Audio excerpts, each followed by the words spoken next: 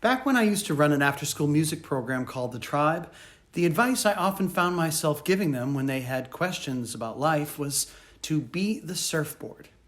I'd tell them that life comes at us in waves, and we can either be driftwood or surfboard. In order to be the surfboard in life, we have to be non-resistant to the wave. It is bigger and stronger than us, and its intentions will knock ours over easily. The thing to do is to understand the wave as best we can, face in the direction of its oncoming approach, and then turning to join with it and ride it rather than become overwhelmed by it. Let it take you somewhere. Let it propel you forward with that same energy which might have otherwise destroyed you. For some things that means accepting limitations. For others it means never accepting them, but seeking ways to rise above them and making them work for you. In life, our job is to master the wave.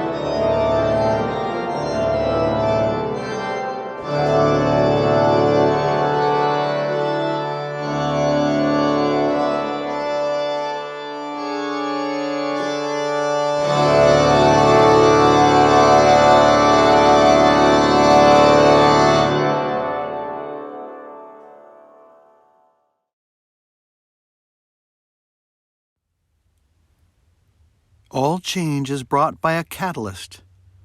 The catalyst is the blessing as well as the Judas.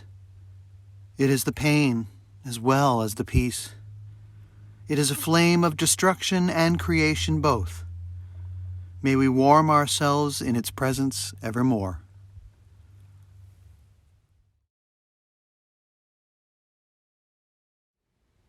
Nothing ever doesn't stop changing. That's the part we hate the most, really.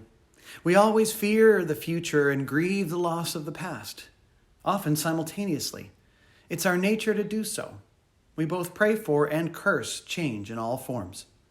It's my impression that the reason we resist change is because once we start getting what we asked for, with it comes all the things we never realized we'd have to endure in order to get what we asked for. The side effects of change are the parts about which we are the most resistant. So that shall be where our focus now goes. Resistance is the red flag we are looking for. Wherever we feel resistance, justified or not, we should immediately start paying close attention to that relationship. It doesn't even necessarily have to be about a relationship between two people or with people at all.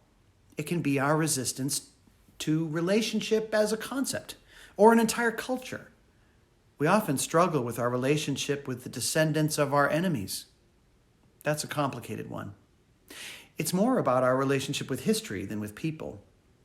When you are resisting something, give thanks immediately when you notice it, because that notice is a gateway to a much larger understanding of yourself in particular, but many other things as well. Approach your resistance to things and people with humility, and always assume that you know only a fraction of the truth about them. We are each so complex that we often only know a fraction of truth about ourselves. How can we possibly know more of others? Remain open and humble, hard as it is to be either. Place your attentive focus on change itself. Think of change as an angel with an agenda of benevolence. Endeavor to work with it rather than resist it. Being at peace while on constantly shifting ground is not an easy thing. In fact, only the most peaceful can manage it. But nirvana is not our goal here. Lightening our burdens in any way we can is our goal. So if we think of change as a thing, an entity, a literal being to which we are often very resistant, we might consider forgiving it. Not only forgiving it, but working toward considering it a thing of great value. The point here is to begin reprogramming our perceptions of things we usually consider to be negative toward recognizing their many layers of potential. Thinking of change as a dark angel of benevolence might help soothe the side effects of the changes we're experiencing, at least for you. Put your heart at ease to whatever degree you can manage. Be creative. Turn your cheek from fear toward hope. Just a few minutes of reflection on this every day will have a cumulative effect on your brain chemistry and enhance your capacity for being at ease, even amid chaos. I'm not always good at this myself, but I've managed it enough times that I know it's true, even if easier said than done. Just like humility. The point of this is to help us all do more than just endure difficult times. Most of us will survive this moment, but will we ultimately thrive because of it? I think that's what God actually hopes for us. I think it hopes we will recognize this time for what it truly is, a time of great shift, evolution, and change, a 21st century hard reboot to the system, but also that we would be not afraid. For if we can manage to calm our fears, we will be more receptive to the benevolence beneath the surface of our trials. What does it look like to be at ease? What does it feel like? I feel on a good day I have some flashes of it, the sense of ease I'm describing. I usually gauge my sense of inner peace, however, based on the appearance of other people's outer peace. In case you didn't notice, that's a flawed approach. Never judge your insides by the appearance of other people's outsides. But I catch myself doing it.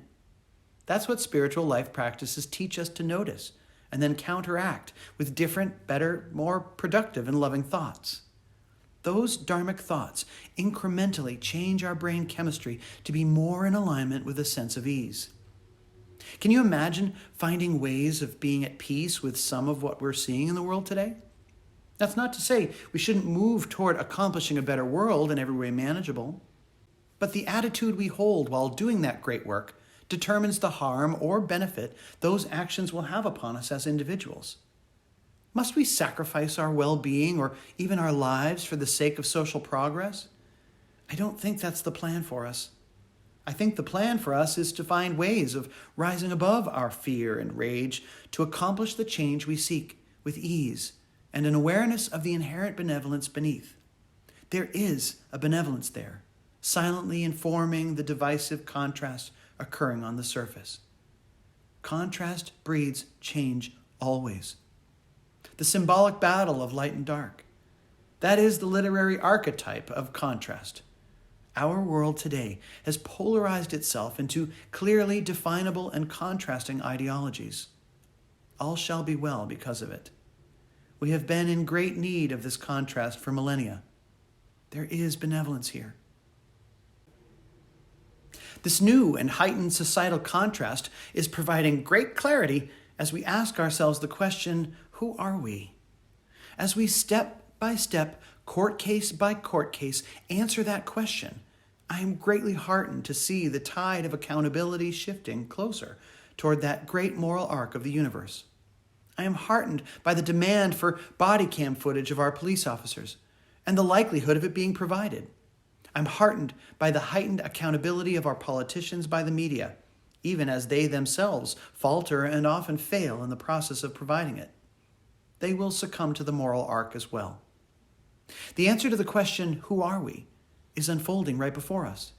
We are the privileged set of generations who are being given the opportunity to change the world forever. We are the ones who bring forth the future. We are the ones who are making the most important decisions our human race may ever have to face. We are the history makers. We are raising history makers. These extremely polarizing times have a benefit. Humanity is testing itself and asking itself very tough questions. We are one single living organism. Our various components seek to align with one another on one level, while at the other, they, with great hostility, resist that unity. That humanity-wide tension is an engine of progress occurring on the level of our psyches, which seeps into the fabric of our daily life. It informs our willingness to do battle with the so-called enemy. It raises the stakes of what we consider to be right and wrong, as well as how to encourage the former and vanquish the latter. And there's that last trick right there. Our flawed desire to vanquish what we consider to be wrong rather than seek ways to transform it. We have yet to imagine a way that we can understand and know the change we seek without believing we first have to go through the motions of destroying its opposite. We think that the new day we want will be here once we've murdered all the old days, as if there's only room on the calendar for one. But if rather than resist the past, we sought to embrace the full continuum of human progress from our earliest hunter-gatherer days to today, rather than rewrite, whitewash, or even erase our history, if we embrace it, we can better accept the past with humility. A significant component of the reason we resist change is because part of that process is the natural reckoning we must make with the mistakes we have made during earlier times. But it's okay to own our mistakes. It's okay to apologize for things our ancestors did. It proves our strength, not our weakness. Again, humility. It would appear that humility is the underpinning theme of our successful non-resistance to change. In order to be more at peace with change, we must stop making assumptions about the purpose of the change we are experiencing, as well as the purpose of the hardship we suffer for them. There is great purpose here. Be at peace with it. Spend time seeking to be comfortable. Calm yourself with thoughts that all shall be well. Seek to help others be at ease. Soothe humanity and still the waters. Breathe into the sails of the change we've been asking for, praying for, working towards, rallying and crying and dying for. That change is here.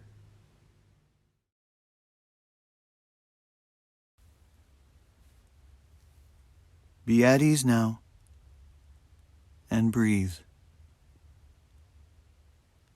Close your eyes if you're willing, and picture your breath as wisping silver strands of light, slipping effortlessly in and out, in and out, nourishing you, sustaining you. Your body relaxes. You are at ease. As you breathe, picture yourself sitting alone in a room. You are comfortable and expectant. You perceive that something is about to happen. You perceive that it is benevolent, but do not know what it is. You are untroubled. You are safe. And breathe. Relaxed, you begin to look around the room. Objects and books and clothing from throughout your life are all carefully tucked away in neat cubbies, drawers, and shelves. Nearly all of it is visible from the perspective of your chair. It is a tremendous amount of personal belongings, but there seems to be a place for everything. You turn your head to look out the window and see a beautiful landscape at almost the perfect time of day. The view stretching out between the trees until the horizon disappears.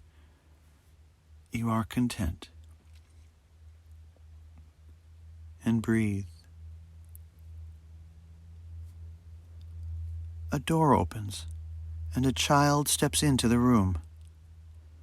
They have a knowing expression on their face. You realize they are the something which was about to happen. The child walks toward the center of the room, smiling, not malicious, happy for you, excited for you, but knowing. They hug you warmly before taking a walk around the room to look among all of the possessions from your life. They examine many of the objects with deep curiosity and wonder. It occurs to you that you might give them a present. But as you ponder your generosity, a loud crash stuns you from your comfort. The child has pulled over a large bookcase full of delicate glass objects. There are no survivors. Even the bookcase is broken. The child begins to pull things from shelves and throw them, some smashing against walls, some breaking through windows to smash along the stones outside. Some things are left entirely in their place, unharmed. You are in such a state of surprise you've almost forgotten to stop them. As you rise to do so, the child looks at you with great apology and begs you not to stop them. Even though you are not, you feel powerless and lost. You try to stop them but cannot. They move too fast. Suddenly it is over. There is total silence for a moment. And breathe. The child runs toward you and hugs you again, pressing the side of their head to your chest. You resist the impulse to console them, and then gone. You are alone again.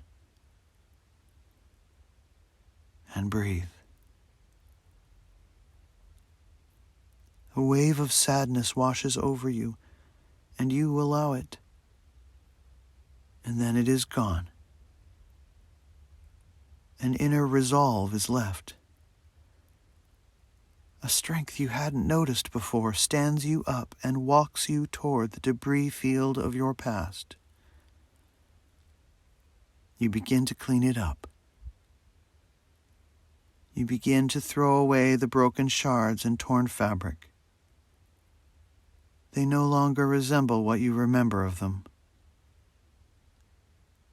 It feels somehow easy to be rid of them now. You silently thank them for their service and love. And breathe.